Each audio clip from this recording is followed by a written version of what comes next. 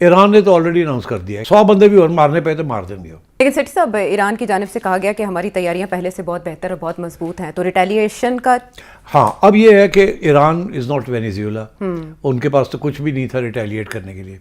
ایران نے تو already announce کر دیا ہے کہ اگر آپ ہمارے اوپر بمباری, پہلی بات یہ ہے کہ یہ پروٹیسٹرز جو ہیں جو مرضی کر لیں ہم ان کو نہیں آگے آنے دیں گے, یہ ہم ان کو کچل دیں گے, وہ کر رہے ہیں جی. انہوں نے کہا غیر ملکی ہاتھ کی اس لیے ہم کریں گے, وہ 100 بندے بھی اور مارنے پہ تو مار دیں گے, پہلی بات.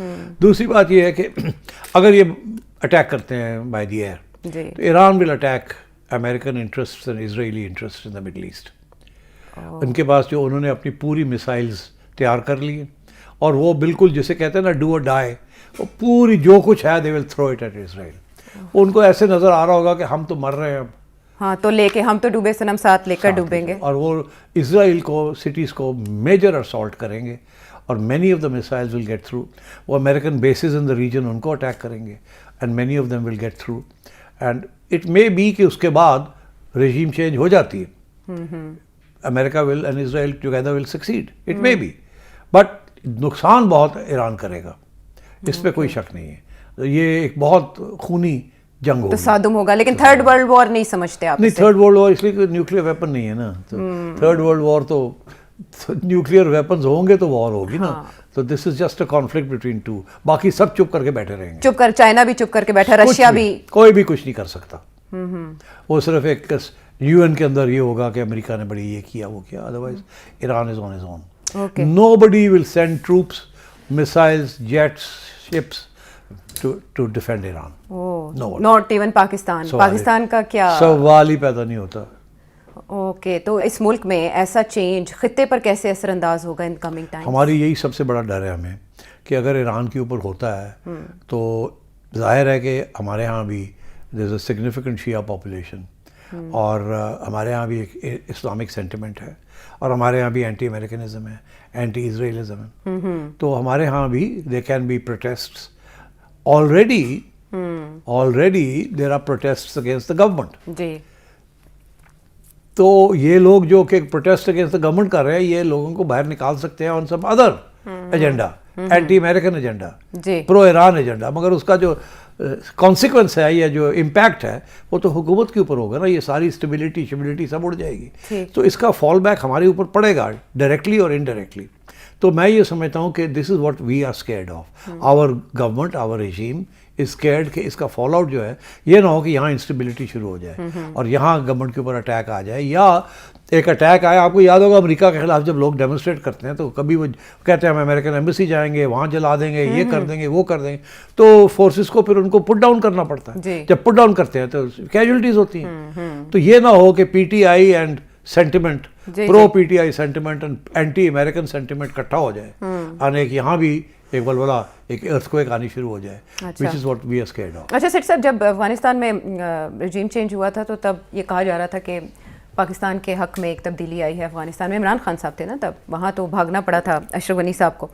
یہاں اگر چینج آتا ہے ایران کے اندر تو آپ رضا شاہ پہلوی انہی کو سمجھتے ہیں کہ وہ مناسب امیدوار ہوں گے امریکہ کے لیے, ان کو سوٹ کریں گے, اور وہاں جو رجیم چینج آئے گا وہ پاکستان کو سوٹ کرے گا؟ I don't know. دیکھیے میں یہ سمجھتا ہوں کہ پاکستان کو کے خلاف تو نہیں ہوگا. وہ میں نے پہلے بھی کہا تھا کہ اگر وہ پرو امریکہ ہے تو ہم بھی آج کل پرو امریکہ ہیں, تو ایسی تو کوئی بات نہیں ہے.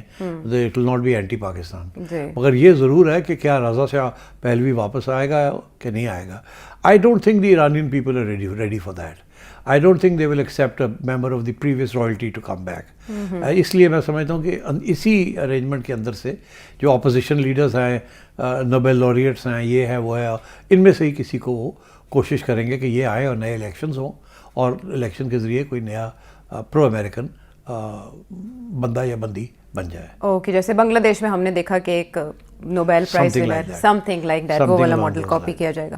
سیٹھ صاحب, جب اس معاملے پر ڈسکشن ہو ہی رہی ہے کہ ایران کا مستقبل کیا ہے امریکہ اور اسرائیل کے عزائم بھانپتے ہوئے, تو گرین لینڈ سب سے پہلے آپ نے اس کا پریڈکٹ کر دیا تھا جیسے ہی وینزویلا پر اٹیک ہوا اور مادورو کو لے کر وہ فرار ہو گئے امریکی, تو آپ نے کہا تھا کہ اب اگلی پیش رفت جو ہے وہ گرین لینڈ کی طرف ہوگی. اب پریزیڈنٹ ٹرمپ کہہ رہے ہیں کہ میرے اپنے اصول ہیں, میں کسی ورلڈ آرڈر کو نہیں مانتا. آپ نے بہت پہلے اس نئے ورلڈ آرڈر کی ساری بازگشت سنا دی تھی. گرین لینڈ کی اگر ہم حیثیت دیکھیں دنیا کے نقشے پر تو اس نے خوفزدہ کر دیا یورپی ممالک کو بھی. تحفظات سامنے آ رہے ہیں, کیا مستقبل ہے گرین لینڈ کا؟ ट्रम्प डटा हुआ है, वो कोई इंटरनेशनल लॉ को नहीं मानता, वो कहता है मोरालिटी कोई रियासत की मोरालिटी नहीं है, कोई रूल्स बेस्ड ऑर्डर की मोरालिटी अखलाकियात नहीं है, मेरी है, जो मैं समझता हूँ अमेरिका के लिए ठीक है, बस ठीक है, ऐसी की तैसी। तो he is broken all that, सारे रूल्स ख़त्म हो गए।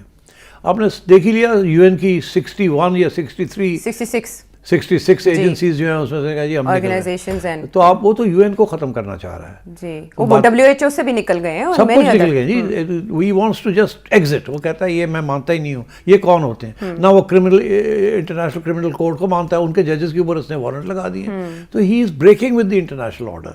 वो कहता है I am the man with power, जो मैं कहूँगा होगा, जहाँ जहाँ मैं कर सकता हूँ मैं करूँगा, बाकी आप लोग आप जाने आपका काम आप जाने आपका जान जाने। सो I think the UN is in trouble and I think all international agencies जिसको फंडिंग अमेरिका से होती थी, देर ऑल, देखिए ये एजेंसीज चल नहीं सकती unless there is a consensus of the major powers कि इनको चलाना है, इनके रूल्स जो है बनाने हैं और चलना है उसके मुताबिक। अच्छा, डोनाल्ड ट्रम्प ने तो फारग कर दिए, सारे रूल्स फारग कर दिए, my rules, my military, my rules. Military को मैंने अब I am going to double the budget of the military. पिछले साल इट वाज अबाउट 900 बिलियन, अब वो कहता है मैंने 1.5 ट्रिलियन। आप सोचिए, unheard of, over a 50% increase in the defence budget. तो वो क्या किधर इसने इस्तेमाल करना है? बूट्स ऑन द ग्राउंड उसने करने नहीं है, तो फिर उसने किसके ऊपर करना है? उससे वेपन्स खरीद, वेपन्स डेवलपमेंट करनी है, वेपन्स नए नए टेक्नोलॉजिकल एडवांस्ड वेपन्स रखने, और फिर उसने थ्रेटन करना है चाइना को। अभी चाइना की बारी नहीं आई, फिर सबसे पहले उसने अपने हेमिस्फीयर के अंदर इसको काबू करना है। चाइना तो बाद की बात है, सबसे पहले उसने करना है वेनेजुएला टाइप ऑपरेशन, उसने इसी किस्म का ऑपरेशन करना है क्यूबा के खिलाफ, इसी किस्म का ऑपरेशन करना है उसने कोलंबिया के खिलाफ, और मेक्सिको भी इसी किस्म का इसी किस्म का ऑपरेशन करना है, सेमी धमकियाँ और मिलिट्री पावर और एंड सो ऑन। तो ये तो उससे करना ही करना है। ब्राजील महफूज रहेगा, अब ब्राजील अभी नहीं है, ना इधर ना अभी दूर है, और वो अभी ब्राजील की तरफ नहीं जाएगा। ब्रिक्स को वो करेगा बट नॉट इमीडिएटली, ये उसके इमीडिएट ऑब्जेक्टिव्स हैं। After Iran then Greenland. अब ग्रीनलैंड जो है that is next on the target after Iran. अब ग्रीनलैंड इतना आसानी से मसला हल नहीं होना, उसकी वजह ये है, मगर वो करेगा हल, वो करेगा मगर इट विल टेक टाइम। हल क्या है उसका? वो कहता है कि जी मैं खरीद लेता हूँ, वो खरीद नहीं सकता। पहली बात तो यह है कि ग्रीनलैंड की भी अपनी एक कॉन्स्टिट्यूशन है, इट्स एन ऑटोनमस रीजन, सिर्फ उसकी फॉरेन पॉलिसी, डिफेंस और फाइनेंशियल पॉलिसी जो है वो डेनमार्क चलाता है, बाकी तो वो खुद ऑटोनमस सेल्फ गवर्नमेंट है। हाँ, तो वो जो है वो देखिए एग्जाम्पल लोग देते हैं कि 1917 में अमेरिका ने US वर्जिन आइलैंड्स खरीदे थे डेनमार्क से। वो group of 3 islands and about 50 small inlets and outlets, वो इन्होंने $25 मिलियन के मेरे ख्याल उस वक्त के खरीदे थे, जो आजकल के हिसाब से कोई $600 मिलियन बनते हैं। अच्छा। और वो उन्होंने 1917 में लिए थे और ख़रीदे थे। अच्छा, वो उस वक्त कोई आइन नहीं थी उन आइलैंड्स की, वो खरीदो फरोख्त हो सकती थी, और इसलिए किया था कि इनको डर था अमेरिका को कि जर्मनी जिस वॉज दी वर्ल्ड वॉर 1 की तरफ जा रहे थे, और Germany was the main attacker.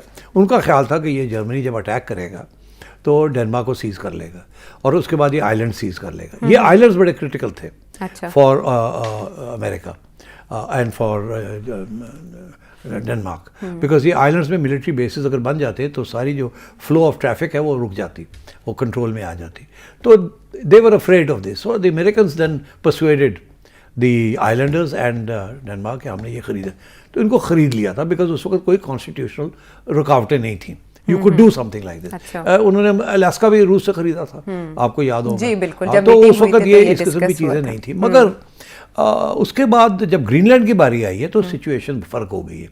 Greenland जो है, इसकी जो एक ही तरीका है कि ग्रीनलैंड जो है ये अमेरिका के हवाले हो जाए। पहला तरीका तो ये है कि आइन के मुताबिक ग्रीनलैंड ने पहले अपनी पार्लियामेंट, उनकी अपनी पार्लियामेंट है, उस पार्लियामेंट के अंदर वोट लेना है कि हम डेनमार्क को छोड़ना चाहते हैं, आज़ाद होना चाहते हैं। अच्छा, पहले वो डेनमार्क से आज़ाद होंगे, ठीक है, और उस आज़ादी के लिए उन्हें अपनी आइन के अंदर ये कॉन्स्टिट्यूशनल अमेंडमेंट करनी पड़ेगी कि हम आज़ाद होना चाहते हैं, पार्लियामेंट के अंदर आज़ादी जीतनी पड़ेगी। ओके। तो उसके बाद सेकंड स्टेप ایک ریفرینڈم کرانا پڑے گا عوام کے اندر, وہ اپنی جگہ پہ آئین پارلیمنٹ شارلیمنٹ, اچھا اس کے بعد پھر عوام کے پاس جانا پڑے گا ہاں. کہ ہم آزاد ہونا چاہتے ہیں, اوکے پھر وہ آزاد ہونے کی ریفرینڈم جیتیں گے, ٹھیک ہے, پھر اس کے بعد وہ نیگوسیٹ کریں گے ود ڈنمارک کی پارلیمنٹ کہ کس ٹرمز کے اوپر ہم نے آزادی لینی ہے, کیونکہ آزادی کا تو ہو جائے گا مگر لینی کس ٹرمز پہ ہے, کیسے آنا ہے, کیسے جانا ہے. پھر وہ تھرڈ سٹیج ہے, جب وہ فائنلی الگ ہو جائیں گے اور انڈیپینڈنٹ ہو جائیں گے, اگر یہ ساری چیزیں ہو جائیں تو پھر وہ نیگوسیٹ کر سکتے ہیں ود امریکہ. اور کیا نیگوسیشن ہوگی, یہ کہ نہیں ہم آزاد رہیں گے مگر آپ کو فیسلٹیز دے دیتے ہیں جو آپ مانگ رہے ہیں, یا یہ کہ آپ کو بھی, آپ کے ساتھ بھی کوئی ایسا ارینجمنٹ کر لیتے ہیں کہ ہم حصہ بن جاتے ہیں امریکہ کا, اچھا ہم 52nd یا 51st جو بھی اسٹیٹ ہے وہ بن جاتے ہیں, 51st ہاں وہ کینیڈا کو بنانا چاہ رہے تھے نا پریزیڈنٹ. اور پھر یا یہ کہ نہ ہم 51st بنتے ہیں نہ ہم آپ کو فیسلٹیز دیتے ہیں, وہ ہم کرتے ہیں مگر we let's have a special arrangement, کوئی ارینجمنٹ کر لیتے ہیں. اچھا تو وہ لاسٹ اسٹیج ہے, اس لیے اتنی جلدی گرین لینڈ کو حذف کرنا کوئی آسان کام نہیں.